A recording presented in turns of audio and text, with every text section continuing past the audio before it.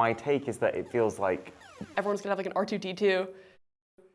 I put so much pressure on myself. Is it because the videos feel stressful right now? They can. It's all my fault. But it's because you're amazing. Oh. I accidentally went through the horrifying situation of deleting a video. Yep, nope, yep, nope, nope. Yeah. And my doctor was out of town and I just like put it into ChatGPT and it diagnosed me spot on. Oh God. You know, there's a new thing now called chess boxing. That's like the next step. It could be the last step as well. I know.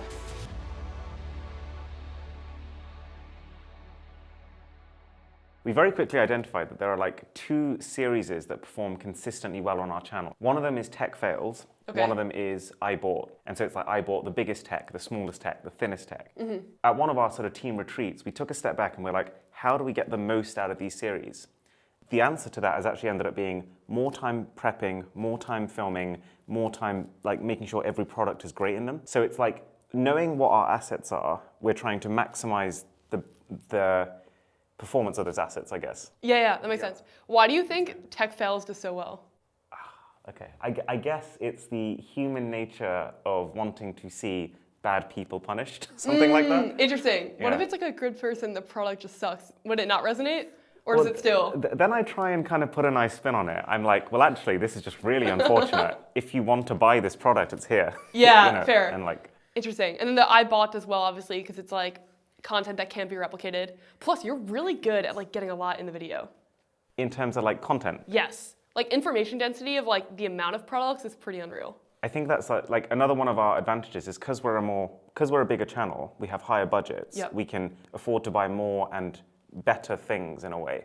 And so we almost want to leverage that advantage too. 100%. That's kind of like Exhibit A, this room right now, like the wall. This is basically a movie set, but in your house. We're going to tour it after. Yep. But this is a big moment for you. I feel like 2025 is going to be the year that everything happens.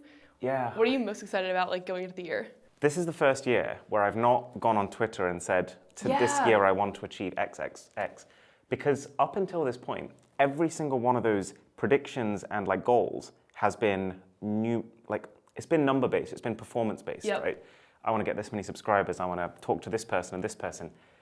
But there are other ways to measure success. And like, I'm at a stage now where I feel like I'd be just as excited by success in the sense of we achieved the same as we did last year, but we had a way better time doing it. As we achieve more and more and more. Would the like level of achievement, like enjoyment be like in the process? Like, is it because the videos feel stressful right now? They can.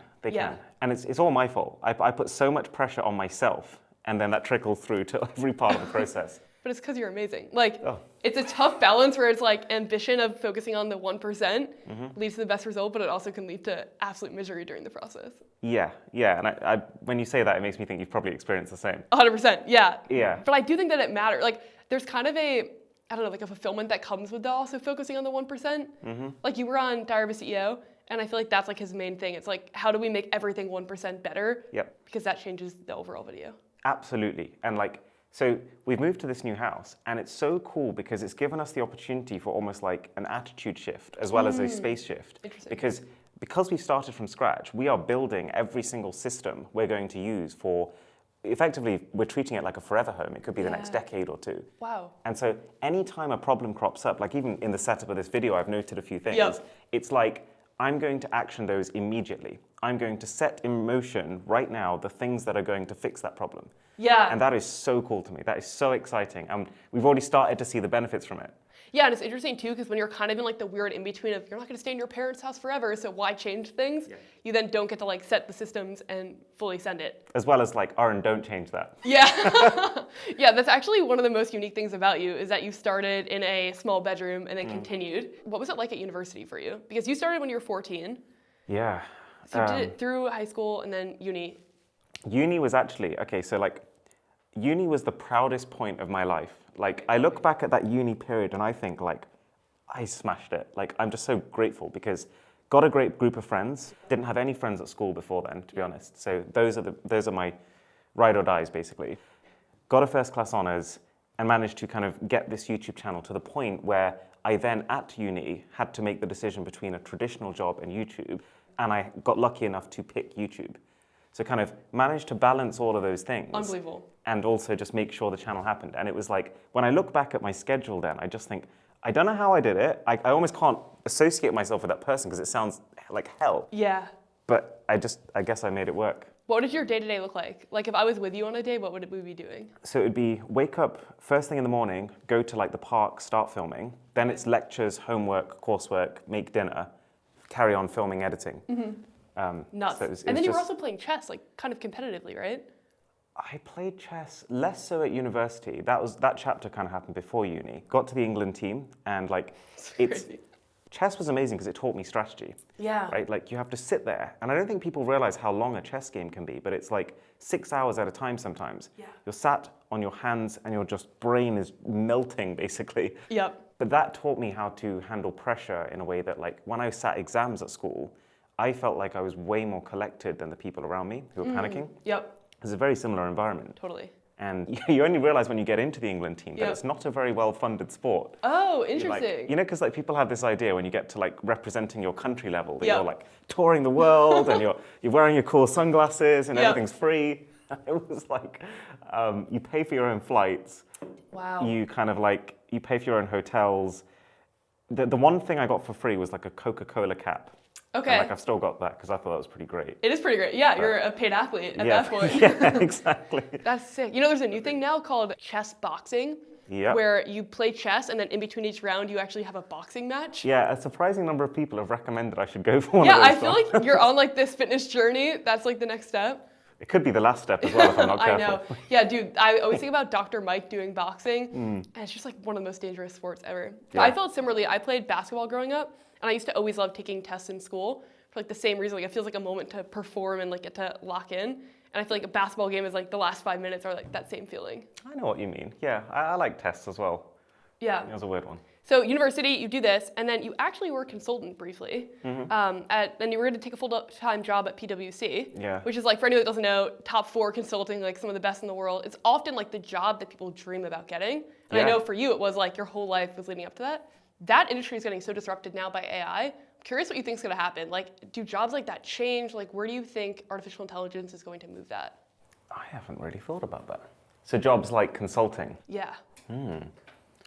I think you're right, to be honest, because like my understanding of those companies from what I've seen on the inside is most of the work is actually done by low-level employees. Yep. So people who like are no better necessarily than something that could just crunch data like an AI model can. Yep. So I think you're spot on, unless they adapt the way that they work to try and leverage the expertise that exists somewhere in those companies.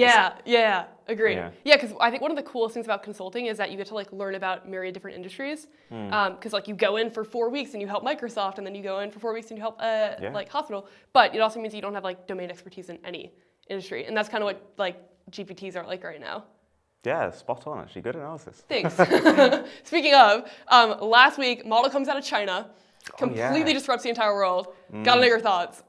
I'm glad it happened because me. like it changes the landscape completely, right? Just the competitive pressure alone is like very good for AI progression. Yeah. And I think it means that anyone who was previously hesitant can now foresee how AI is going to fit into their companies, their lives. Yeah. Because it removes all the barriers from it. Like obviously we don't want to destroy the environment with all the energy consumption. Yeah. Not really an issue now. The insane cost to start, not really an issue now. And I think the way it thinks is just smarter. You know, Totally obviously, agree. Yeah. You've done a full analysis on it already. Yeah, no, but I want your thoughts. So when you type in a command into DeepSeek, it's essentially very early in the process directing you to the part of the language model that's best able to answer the question. Yeah. Therefore, using way less resources than a model that's just using the entire model where most of it's wasted. Yep. And that's really quite hard to change because it's happening on such a fundamental level. Yeah, and it's like interesting too because a lot of the other models are so compute heavy, Yeah. and then they obviously couldn't import a lot of the compute, so it's less compute heavy, which makes me feel like necessity is like the mother of invention. Have there been times in your career with YouTube where you're like, all right, we don't have the resources, so we're gonna have to get creative with how we do it?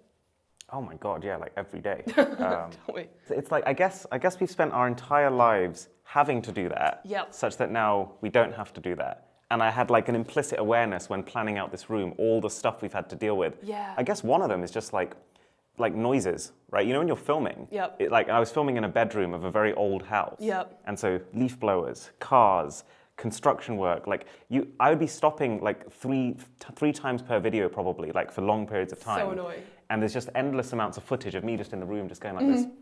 And you can just see me, and it's all cut out in the end, but I'm just there like, and you can kind of see like this, this like growing frustration. And then eventually it goes, and we like resume video, and I'm like half asleep, like. And then you have to be like the same as like the take before, exactly. because no one will know. I know. And also for you, you're scripting out almost every word. So I feel like to have, like, if you nail a take and then at the end of the take there's like a noise, it's like, oh my God, like that's the worst. It's hard not to get frustrated by that. I assume you have the same thing, because we kind of know how we want to film our videos. And there's so many things you can't predict, like even like weather.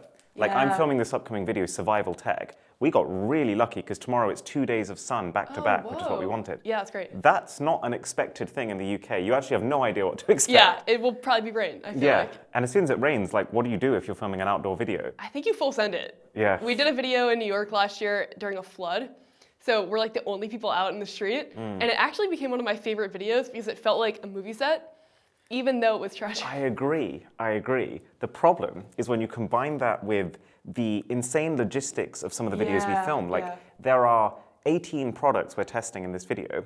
Some of them are waterproof, some of them aren't. Microphones may not be. We've also planned it out to the extent of like, for this product, we're going to be standing at this point. Like there's people reconning the area that we're going to film in right now. And so all of that stuff can just get thrown out the window for something you never expected. Yeah, good point. Do you try to like control the controllables as much as possible? Like, is that what you mainly film at home? Yeah, that's basically like we built this so that I don't have to worry about the outside world. But then sometimes you kind of need to as well. And sometimes people like to see people in different environments. So those are still going to happen. It's just a higher lift. It is, and like, I prefer filming at home. I like control. Yeah, I totally get that. I also think that another area where you wouldn't have control as much is the interviews. What's your prep process for that? I research them a lot. I look at the questions that people have asked them that have got really good responses and try to understand why they've got really good responses. But I've also failed quite a few interviews. Like I've also walked away from quite a few thinking, that didn't go at all as planned. And it's largely down to over-preparation. So like, I talked to Bill Gates, and up until I talked to Bill Gates, I spent 3 days with his team. And his team was so knowledgeable, and they like taught me everything I needed to know, such that by the time I got to talking to Bill Gates, I knew more about it than he did. And so I was effectively prompting him to give me answers that I already knew the answer to. And it just, in hindsight, it just wasn't a good interview. I ask my best questions and have the best conversations when I'm actually thinking. And I think when you've done so much prep, you're almost asking the next question before he's even finished answering that one, and you're not even listening to him, really. And that's the worst type of interview. Yeah, it's the worst type of interview. Do you have favorite interviewers? Like, are there people that you look at and you're like, they're really good and I want to be like them? I thought Stephen Bartlett was great, actually. I think he's really great good. too. Totally agree. And I remember, like, what I really like when someone's interviewing me is they know what they want to get out of me. They've kind of decided what is my value add. And they've kind of done the prep to get that out of me. Interesting. Whereas I have had quite a few people who come over who are like, I just want to have a chat. Or like, and it feels a bit meandering and it feels a bit random, and I also feel a bit on edge because I'm like, what are they going to ask me? You're like, where is this going next? Yeah, interesting. And also for Steven specifically, he has like an AI that listens to the whole interview, and then he has a button underneath his desk that he'll hit when he feels like he's the most engaged. So in the edit, they know what parts they really liked, and the AI listens and it feeds questions to him live. I didn't know that. I don't know if when you were on it, they were doing that. Maybe not, it was quite an early episode. Yeah, because you were like OG, but now that's their system. So he has like a tablet, and the AI is listening the whole time and then prompting new questions. He's got a little and he hits the button. So it's like, if he felt like level 11 interested, now he remembers like to give him like empathy for the viewer. I thought which you is were so going smart. in the direction of like eject button. Oh my God, that'd be hilarious. Like, this person sucks and is not interesting. Yeah, no, he's so good. And also, what's really interesting about him is he can have someone on that no one knows, and then it's still a great episode. Which I think is a really hard skill. Because he thinks about the headline and the outcome first. 100%. Which I think is the way to do it. Agree. Who do you think you're gonna have on next? CEO interviews are great. They're like really catchy headlines in a way. But they don't tend to be the people who give you the most interesting knowledge. And I think as a format, interviews aren't the most engaging. Like, I find interviews generally have like the worst watch time of any video we do. Really? Because we're in an age where information is so instant, and interviews are basically some nuggets of great information surrounded by like nonsense really and just chat. And so like, because they're not generally very useful information dense, they don't do that well. Well, that's really interesting because mine have the highest out of every video I make. Well, then it's probably your personality driving it. Interesting, yeah, and then maybe I'm not like being personal enough in the other formats or something. It must be that you carry it, because I think quite universally, like even I've talked to other creators who do interviews, they all say, yeah, the watch time is tanking. Wow, that's so interesting. I mean, out of curiosity, like what would you expect to get in an interview percentage-wise? Maybe like 60%? You'd get a 60% watch duration? Yeah, if it's like a great interview, then yes. And it also depends on like the view correlation. Like if it gets like over, like let's say like 300 or 400,000 views, then maybe it's like 50%. Yeah. Well, then I just have really impatient viewers. Interesting, yeah. Well, it's also that your editing is normally like so supreme that it's probably just like training them to like a different format. It could be, yeah. I also, one thing that I noticed with interviews that helped me, but I think your interviews are amazing, but one thing that helped me is like not asking product-specific questions and instead asking the tech CEOs about like other random tech stuff. Because when you ask about their own company, they kind of give like PR answers. They do. But if you're like, all right, tell me about Waymo, and like they're unrelated to the industry, then you just get like interesting answers where it's like talking to a brilliant person about tech. It's a good idea, yeah. Yeah. But I'd like to explore the idea of talking to people who are experts that don't necessarily have the name. Yeah. Because they're just sick conversations. And you could totally carry it, I feel like. Like you wouldn't need a person with a name to get the click. Yeah, yeah. They'll click for you. Yeah, I could see it. And I think like one of the things I do incessantly is ask questions.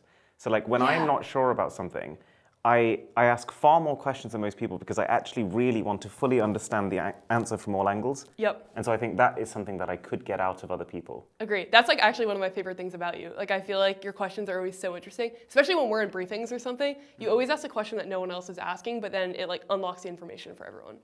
Huh. Which I think is a really good skill. So it's a niche compliment. Yeah, of course. Okay, so the other main thing that I'm thinking about for 2025 is that it feels like the year that we're gonna have like robotics really supercharged. We're gonna have like health tech supercharged, maybe aviation maybe. What do you think is gonna happen with robotics? Because Jensen says that he thinks self-driven cars are like the next multi-billion-dollar industry. And then he also said he thinks everyone's gonna have like an R2-D2. Where do you think we're going with that? I mean, I wouldn't class myself as a robotics expert, but my take is that it feels like Asia is ahead of the US and the West. I agree with that. And it seems like almost like a personal perception thing. Like I feel like here we're so scared that they're gonna like take our jobs that we don't really let them in. Yeah. Whereas in, you know, Singapore, South Korea, they just see the efficiency benefit. This is gonna help us take care of the elderly or produce more XYZ in factories. And I think that combined with just incessant government funding means that they're just progressing faster over there. Yep, that's interesting. I actually feel like in a lot of different categories they're kind of progressing faster right now. Like even the in Asia. Yeah, like the bullet trains, the like AI models. Yeah. But then, okay, to parallel that, or to contrast it rather, Europe, a lot of people say that it's not really conducive to people that work in tech because the salaries are lower and that there's not a lot of like founder support. Have you found that to be true? You're obviously like UK's biggest tech YouTuber. What do you think about like the European tech scene? That is a great question.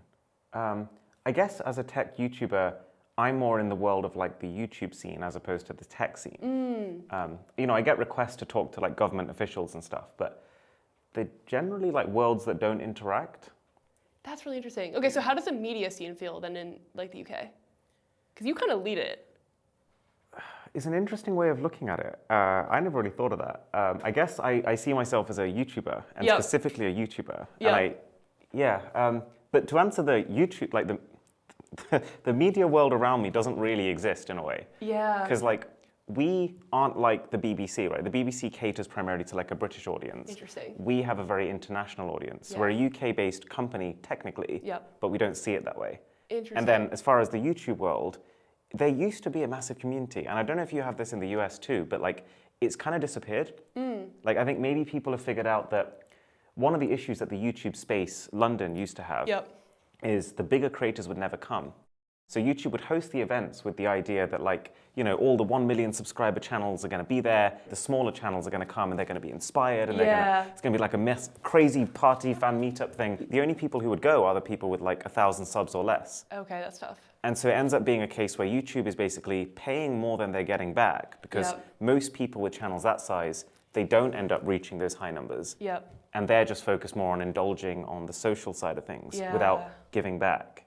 necessarily. That makes sense. Yeah. And one of the best things is like meeting bigger YouTubers and then getting advice. Because it feels like YouTube's like really a knowledge game and not a luck game. Like one of my favorite quotes from you is like, if you zoom in, it looks like luck, but then if you zoom out, you could tell it's not luck because there's like 1,000 learnings that led to the success. Yeah. What advice would you give someone that has 1,000 subscribers on how they could become like the 1% that makes it? Because it feels achievable to me. Yeah, it does. And I think you're right. Like I've seen enough YouTubers who've started like new channels from scratch and also done it again. Yeah. And I think you're totally right that it's not a luck game. One of the things I find is I don't get my best ideas when I'm sat with my laptop out thinking ideas. Interesting. Like there's a sort of creative corridor in your brain that only really opens when you're doing things that are specifically not taxing. Like as soon as you add like a time pressure to an objective, it closes, for example. And so showers, getting up from bed first thing in the morning, or actually middle of the night, which is actually probably the most relaxed I am.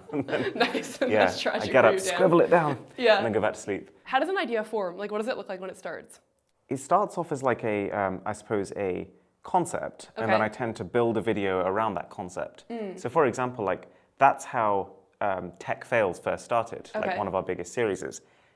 I think it was, I'm curious, how did that company fail? And then I kind of play it out in my mind, and I'm like, it's actually an interesting story. What if there's loads of interesting stories like this? What if we put 13 interesting stories into a video, and then that's one series? Yeah. And then we did, and it worked. Interesting. Yeah, because it's so, like, I feel like you always are able to tell what the thing that would be, like, curiosity-inducing is. Like, in a tech fail story, you know all the beats that I'm actually going to care about, where, like, if I click on the video, I'm 100% going to watch it towards the end. That's exactly what I try and do. And that's the hardest challenge we have, because we've hired a researcher and a writer, and he's absolutely amazing. Okay. And he finds, he'll kind of pick the tech fails and he'll kind of bullet point the ideas.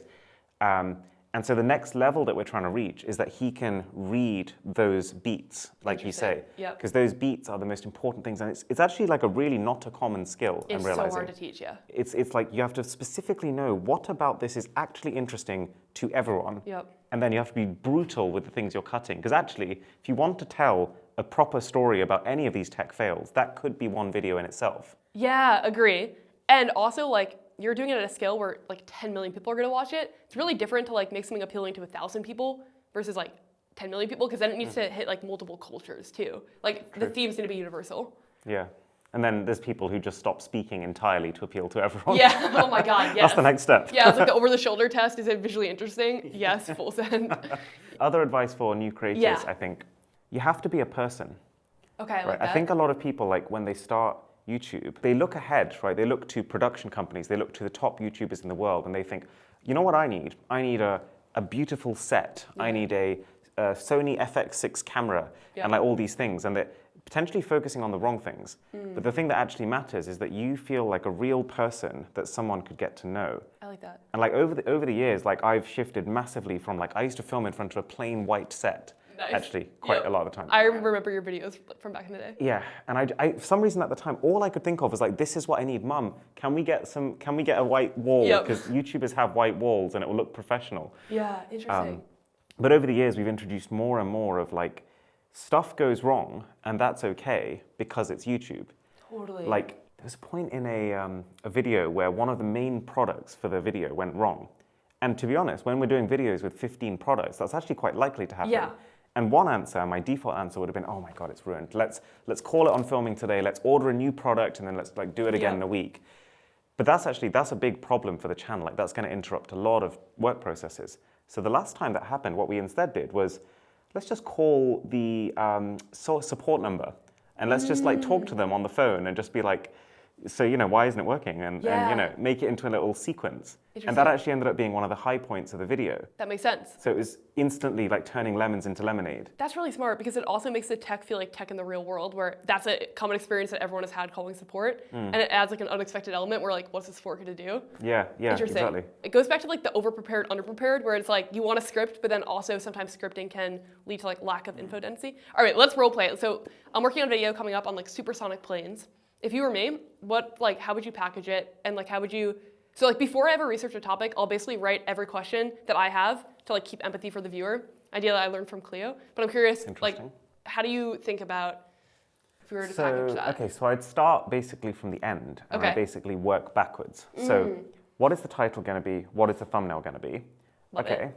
So then one step back from that is how does the video start such that you can link directly to that title and thumbnail? Okay. And then how does the video flow such that by the end of the video, you've answered that title and thumbnail? Okay, cool. So let's say that we do, and tell me if you think this title is good or bad. Let's say the title was like, they banned supersonic planes, this one guy is bringing them back. It's a little long. I agree. I like the idea of banned Yeah. and back, but I don't know how to condense. So they banned supersonic planes. This guy is bringing them back. It's like the rough title. That's tragic. It's probably 70 characters right now. I think as soon as you get a ... in your title, it kills something. Yeah, you failed.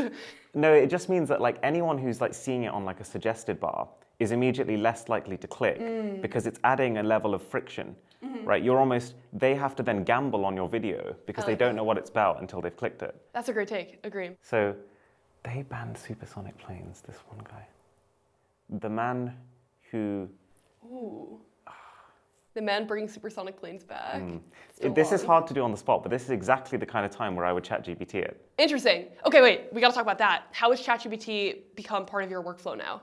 It's actually become a very major part of the workflow. So ChatGPT, we never get it to write the content for the video. Yep. But as a bouncing board to just chuck ideas at and get them back, it's amazing. It turns a day's worth of work into 10 minutes. Whoa. If we have a good performing video on the channel, typing it out to ChatGPT and giving it as much information about what we think made that video good, and then just saying to ChatGPT, give me 50 more, is such a good way of just being like, yep, nope, yep, nope. Yeah, because it's your taste, that's good. Yeah. So we're still the ones, human brain is still picking, but human brain needs something to stimulate a spark. I love that. And so when we were talking to Bill Gates, one of the things we were talking about is how AI helps healthcare workers and people to live longer and stuff like that. And I thought one of the most interesting things he was saying is that AI is now being used in a lot of these poorer countries to pre-scan medical scans such that when doctors come in, they don't need to look at every single detail of the scan. They can come in and immediately their attention will be drawn to just the most likely problem areas. Interesting. So that's AI assisting humans. You wouldn't let AI make the assessment for you, but the human is then able to do his job in a third of the time, so that way more people can get seen. That's amazing. Yeah. I actually used it recently to read an MRI. I had stress fractured my leg, and my doctor was out of town, and I just put it into ChatGPT, and it diagnosed me spot on. Oh God. Now, obviously, you need the second opinion. But it was great. I was stress fracture, no. Person was MIA for 48 hours, and it gave me an instant result. I feel just expanding that it's going to change the world. Yeah, it's so exciting, and at the same time, I put out an angry tweet today because I saw this. Oh, okay. Tell me. I also find it really annoying because twice this week, Dhrisha has sent me something, and she's been like, "Look at this thing!" One was a photorealistic Pokemon ice cream, and I was I was searching up, I was googling where do I find photorealistic Pokemon ice cream? Was it Japan? It looked a bit Japanese, and we Google it for a little bit, and then we decide I can't find it anywhere. Let's go back to the video. Oh wait, it's AI generated, and you realize because some one person in the background walks into something that couldn't have happened, but no one's going to know. And that video had 600,000 likes. That's crazy. And at that point, it's fake news, right? The vast majority of people don't realize that what they think they know is not right. I feel the same way as you. There are times where I'm oh my God, it's going to change the world. And there are other times where I'm all right, but maybe don't change the world in this way. Yeah. So you're using AI mainly for content generation. What else do you use it for? In a way, it started to become a faster way of getting information. I've really gone off the idea of going onto Google, searching what you're interested in, and trawling websites to try and find your answer. Because ChatGPT means you don't need to. Yeah. And so if let's say I've got a script document open here and I've got ChatGPT open here, that's quite a common setup for me because I'm writing something out, I'm in the zone, not too sure about that. Just go here. Yeah. Does this make sense? Is this correct? You just whatever you're thinking on the top of your mind, you just offload that and you will actually get a direct answer to your question. And I think it's that directness that makes the AI way more useful. They've just introduced this operator mode, which you've seen it? Yeah. I was that is the next step because that brings AI into our world, right? That's bringing AI into human-made websites. It's come, you now sit here in front of me and you do this work. And we just started seeing that with phones as well. Interesting. The new Galaxy S25 Ultra, like this was going through my mind while I was listening to the briefing for it. It's like, this is the first step on the journey to your phone being a device that you have to interact with a bit less, because it's got features in it that mean it's doing things for you. Yeah. If that makes Totally sense. agree. Yes, and they just also announced like a researcher, which is like similar to the operator, but you can like give it like a topic and then it can summarize all of the research, which I feel like because you ask so many questions, and similar for me, like it actually, ChatGPT becomes so valuable because you're prompted, like the quality of your result is directly proportional to like the quality of your prompt. Yeah. So it's like if you're really good at asking questions, it's so much more valuable than if you're not good at asking questions. I actually ask so many questions and they're so detailed that I find the voice one even better. Oh, okay, I love the that. voice mode. And the voice is actually so convincing. I don't know if Agree. you've tried it, It right? feels like it's a person. It's so weird. Yeah, there's Notebook LM, which is like Google's like Yeah. one where you can just like put in source material and it will create a podcast. The hosts not only sound convincing, but they have like chemistry with each other. Today, we're tackling aircraft acoustics. A fascinating topic. Oh, absolutely. I know you're super into this stuff. Yeah. And we've got this great article from Boom Supersonic. Oh my I'm God. like, how is this possible? Like, it's so good. Yeah. And you could be like, give me analogies that are just related to chess. And then like every single like way to explain something to you will be in the context of that, which is like personalized learning in a really exciting way. Yeah. It's just changing so fast, isn't it? Yeah. There's a prompt that I really like, which was, based on all of our interactions and everything you know about me, what's like something about myself that I wouldn't know? If you were to ask ChatGPT that, what do you think it would say? Like, what's something that people don't The know scary about you? thing is that it will have an answer. Yeah, and it's like oddly specific. It'd probably delve into like a personality trait. You Yeah. ask too many questions, Aaron, shut up. I think yours would be attention to detail. Like one of my favorite things when you were talking about Studio A and B was the miniaturization of the sets, where it was like, in order to test out the lighting on the wall, you created a mini version of that. Oh yeah. And I think that is badass, and like most people would just not put in that effort. What are Right, the other yeah. examples like where it's like the obsession to the little details, where maybe like we don't notice because you did it, but we would notice if you didn't do it? So I guess one thing that I've been working on recently, and this is just, I guess, a very small thing, but Okay. I accidentally went through the horrifying situation of deleting a video. Oh no. Yeah, by accident. So like we filmed it like 6 months ago. It was like a buying section Oh for an my God, upcoming that piece sucks. of content. Okay. Deleted it, and I just like I was so upset that I was like, right, I'm revolutionizing how we do SD cards here. Okay. So there are 6 cameras in total in this house. Okay. Every single one is covered with a different color of sticker. Oh, okay. That color sticker matches the color of the case that Obsessed. contains the SD cards for that camera. It matches the stickers on those SD cards. You're a badass. So we basically have ultimate traceability. Yeah. So as soon as we're like, where did that file go? We now know exactly which of these cases to look in. I love that. And then when you put these into your computer, it will also come up as the name of the camera No that shot way. it. Yeah. So Okay, that's awesome. I overcorrected for the situation Yeah. in a very me kind of way. I love that. Yeah. You did a video with Mr. Beast, and he mentioned Steve Jobs, and you changed his shirt color. And it's like all of those little details where it's just so satisfying as a viewer. You're like, yes, please. Like, Yeah. The editing is obviously another place where that comes in. And that's I suppose, because there's lots of people looking at the video. yeah. So for start, it's me scripting it. Yeah. And when I'm scripting, as soon as I have ideas like that, I'll make a note. Yep. Then we have our creative director looks at the video. Then we have our researcher looks at the script as well. And then the editors themselves, they've been trained to look for these kinds of things and make these Easter egg jokes. Yep. Because we have channel lore. You know, things Ooh, like the okay. Rickrolling, Yep. things like, you know, we love cats and Milo and Yep. stuff like that. So these reference points are really easy ways to connect with the audience Yeah. through the edit.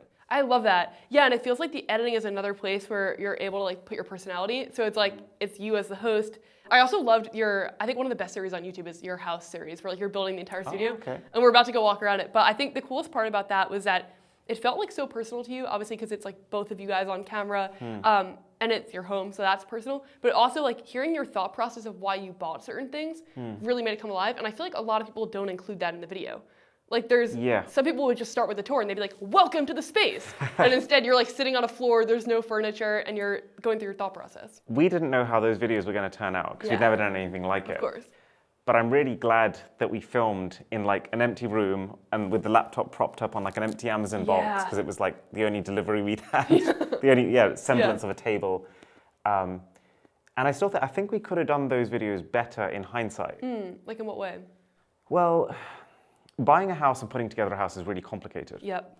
And so for the sake of the viewers watching, what it looks like is we sat on a laptop and in that moment we decided and bought every single thing. Yeah. So it makes it look like decisions that might have actually taken weeks ended up taking an hour. Yep.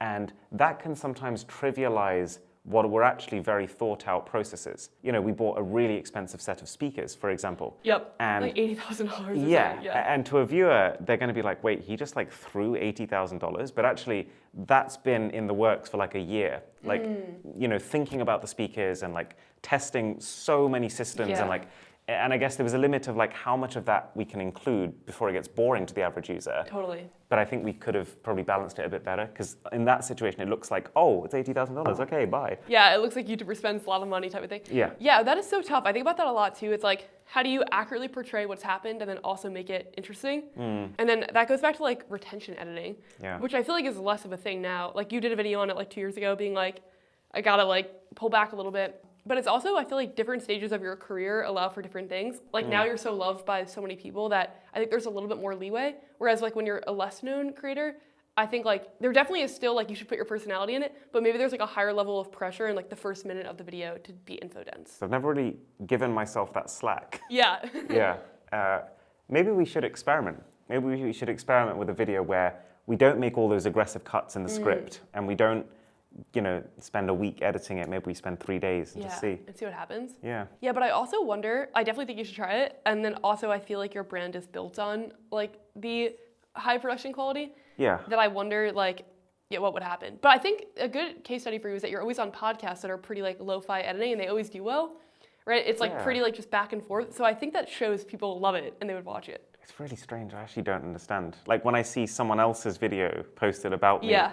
I saw a short the other day. It was something like, Mr. Who's the Boss got this wrong. Oh, no. And I clicked on it and I'm like, this has got more views than like every short I've posted. Damn. That's like the tech fails thing. People love to see a takedown. Pretty much, yeah. That's so unfortunate.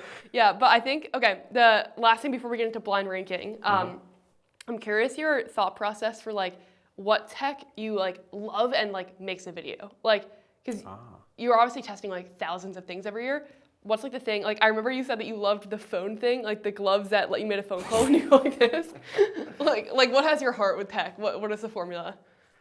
There's a difference between the products we cover and the products I use day to day. Because, I mean, you think about the volume of tech products we cover, you're only going to, there's a realistic number that you can carry around and use. Yeah. So I'd say for a product that's going to be in a video, it has to spark that same curiosity that we talked about earlier. When I script a tech fail, what is the thing about this that is actually interesting? I'm thinking about that same thing when I'm buying a product. Does this do something that would spark like a I want to know more reaction? Yeah, love that. Okay. And then the actual content is telling people more about it. Yep. Whereas a tech in your daily life? A tech in my daily life, I'm fussy. Like Okay. it's got to be very good for me to use it in my day-to-day. And I guess that's because I'm a bit of a minimalist. Like most of my organization process is actually chopping things out. How do I get rid of stages here as opposed to how do I add new things? Okay. So I suppose for a tech to make it into like my backpack, it's got to be as small as possible for the functionality it delivers. I like that take. Or as densely value driven in a way. Like, yeah. What do you mainly use then? What's like your in the backpack? It's power bank. I love having power. I love being like, oh, my laptop's dying. Doesn't There we matter. go. It's right here. Like for example, my charger. Yep. I could have packed like, you know, a big MacBook charger and then a big chunky adapter. But I have an adapter that is the charger baked in and it's got 100 watts of power. Wow. So it's one product that is the charger wherever you go. I'm gonna buy that. And it's also got like 3 USB-C slots on it. Whoa. So that one charger charges my phone and then my watch and then your my computer. laptop at the same time. Wow, that's sick. So it's an example of, ticks many things. So it's like phone, watch, headphones, power bank, laptop for you? I'd say those are the essential tech things. And then there's other things like AirPods and things like that. Okay, so we're gonna rank them. Do you know what a blind ranking is? Yes. Okay, sweet. So Marquez did it with Tim Cook. Ivan did it with Marquez. The idea is that you won't know what products are coming next, so you have to rank the number for the audience. I know you know. So I'll say a product. There's gonna be 5 different things, and then you have to say where you would rank it, but you won't know the next one. Okay. Okay. S25 Ultra. Oh. So this is a phone that I think it's an absolutely great phone, but I am hesitant to recommend it to people right now because of like everything new is software and AI. The software's coming to past phones. The AI is charged for, and we don't know how much yet. Yep. So I'm going to say 4. Okay, 4 solid. Okay, Tesla Model S. We get absolutely screwed here in the UK because Oh, we don't interesting. get the latest Model S here. I didn't know that. So as far as I'm aware, they don't have any plans to bring the updated Model S, which That's means if you're tragic. buying one, you're buying a used model of like the old Yeah. one, and it's not in a good place. So probably 5. Damn, yeah, that's really weird, and like that speaks to like the European like tech culture, like what's happening here. Yeah, it's the whole like left-hand, right-hand driving. They don't want to remanufacture the car. Maybe Oh. because it's so high-tech that it gets more complicated. That makes I don't sense. know. And I also wonder if it would change like the self-driving system if it's Could on the be. other side. Okay, Ray-Ban Meta smart glasses. Yeah, it's difficult. It's not a gadget I use day to day, Okay. but it's a gadget that I can absolutely see where it's headed and why that's useful. Yeah. I'd go 3. 3 is solid. Okay, what about your Little- smartwatch? little I know you used nervous to. I know you used to hate smartwatches. Oh, yeah. So there's 2 left. So you really only have the 1 or the 2 spot right now. I know. Okay, all right. Ooh, I could screw myself here. I'm going to say 2 because I like it, right? I've tested quite a few smartwatches, and the Apple Watch is by far my favorite in terms of the software systems it creates, essentially. Yeah. It's like we've got this running competition in our team of like tracking calories and step count and stuff like that. Love that. And that actually makes me exercise more, which is amazing. Yeah. And then Apple's integrations with other exercise machines, like our gym, syncs to this Apple Watch. So I walk in, tap this on my machine, and immediately it's getting the tracking metrics from the machine, like elevation, incline, like resistance, and it's combining them with the biometrics that this is measuring to get even more, to getting even more advanced tracking, basically. Yep, that's awesome. And so like all of that stuff you can't really get anywhere else. What I don't like is like, how are we in a 10th iteration smartwatch that still doesn't know when I'm exercising? Yeah. Like, how do I end up like 5 minutes before the end of my workout and it's like, are you working out? yeah, you're like, bro, Yeah. get with the program. What's Honestly, happening? like, Yeah. so that part of it I just don't like. The Whoop is really good at auto tracking, but you can't see any like live data while you're working out. And I do like HIIT workouts, so I want to see like what zone I'm in. Yeah, no, exactly. It's like, it's not trying to be a watch, but its Yeah. biggest failing seems to be that it's not a watch. Yeah.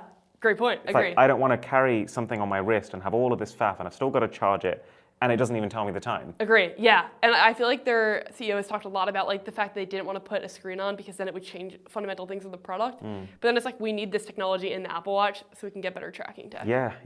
All right, the last one is actually the wall behind us. Oh, there we go. That's so I fine feel like then. that's pretty fitting that that's number 1. And we're about to go tour the entire house. and What a studio, great so segue. that's great. Fantastic. Thanks. You're amazing. Thanks for coming on. Oh, thank you. yeah, Appreciate you're it. the best.